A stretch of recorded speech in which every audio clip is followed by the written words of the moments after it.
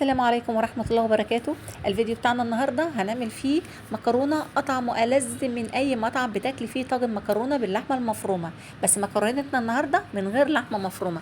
تابع معايا الفيديو من النهاية وإن شاء الله مش هتندمي. بس قبل ما نبدأ مع بعض الفيديو، أنا اسمي رشا ودي قناتي.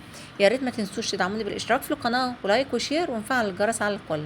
أنا هنا معايا حلة حطيتها على النار ونزلت فيها بشوية زيت، وهنا معانا بصلة كبيرة مفرومة فرم ناعم، وكمان معانا فلفل الوان او فلفل رومي او في اي نوع فلفل موجود عندك هنفرمه، بس كميه الفلفل تكون قد كميه البصل.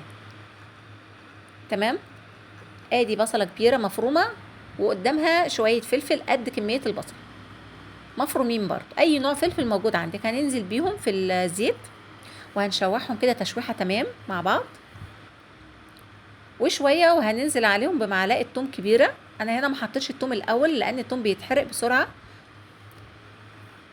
وهنشوحهم مع بعض.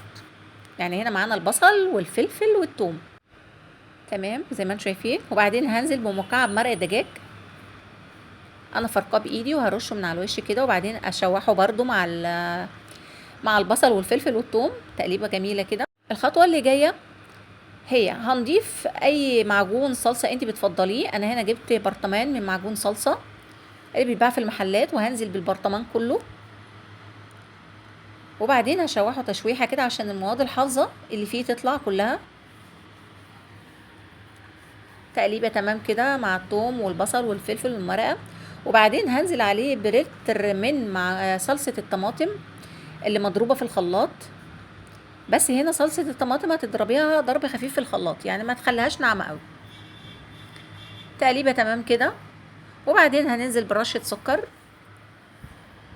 وشويه فلفل وشويه ملح، وتقليبه تمام كده، وتغطي عليها وتسيبيها تتسبك براحتها.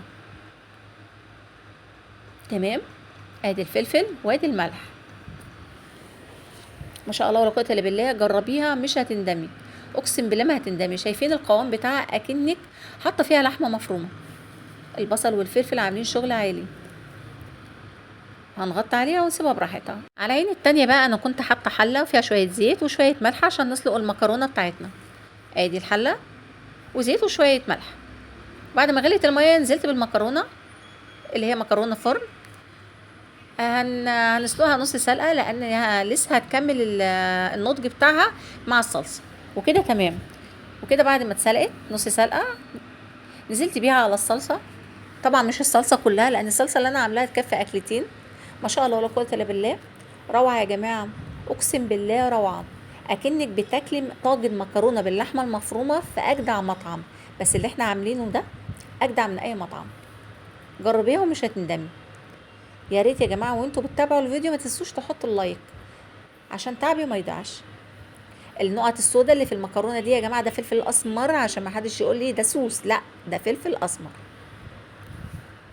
ما شاء الله ولا قوه الا بالله، روعه وبالف هنا على قلبكم. يا ريت ما تنسوش تدعموني بالاشتراك في القناه ولايك وشير ونفعل الجرس على الكل، ودعوه حلوه من القلب. والسلام عليكم ورحمه الله وبركاته.